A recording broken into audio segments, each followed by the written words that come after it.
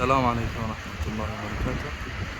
تماشاگران محترم، یکی از طعامخانه‌های بهترین در ترکیه انا همین کافه طعامخانه ابو علی نام دارد. بسیار اوقاتای با مزه و ارزان، نرخشان بسیار ارزان است.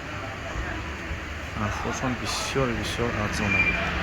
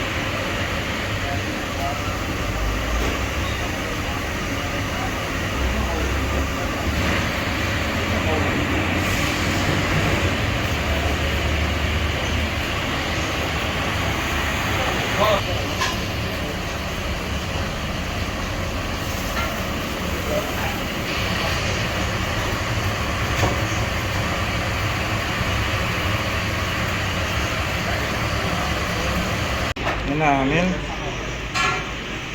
قطعه ایران 50 لیره میشه. انا ایران قطعه اگر کار کنی بسم الله الرحمن الرحیم به حد واقع